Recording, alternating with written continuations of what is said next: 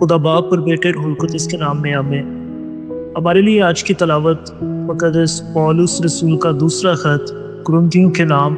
उसके छठे बाब की पहली आयत से 10वीं आयत तक तलावत समाअत फरमाएं। और हम उसके हमकार होकर तुमसे मिन्नत करते हैं कि तुम खुदा का फजल बेफायदा मत पाओ, क्योंकि वो कहता है कि मैंने कबूलियत के वक्त तेरी सुन ली है और नजात के दिन तेरी मदद की है। देखो अब कबूलियत का वक्त है, देखो अब नजात का दिन है। हम किसी सूरत में ठोकर खाने का कोई मौका नहीं देते, ऐसा ना हो कि खिदमत बदनाम हो जाए,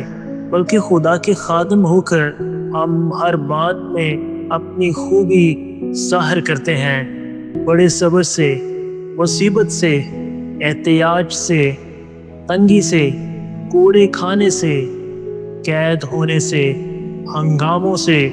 मेहनतों से, बेदारी से, फाकों से,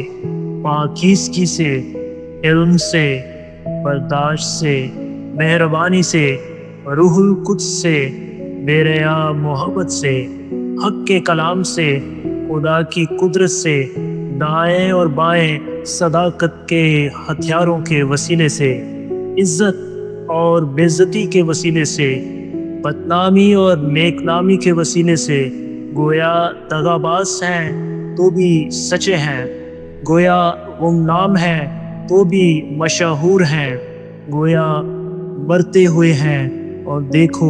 हम जिंदा हैं, गोया मार खाने वाले हैं मगर फिर भी कत्ल नहीं होते,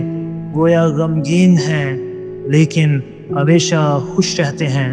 गोया कंगाल हैं लेकिन बुथेरों को दौलतमंद कर देते हैं, गोया नादार हैं तो भी सब कुछ रखते हैं। कलाम मुक़द्दस के पढ़े और सुने जाने पर खुदा की बरकत हो।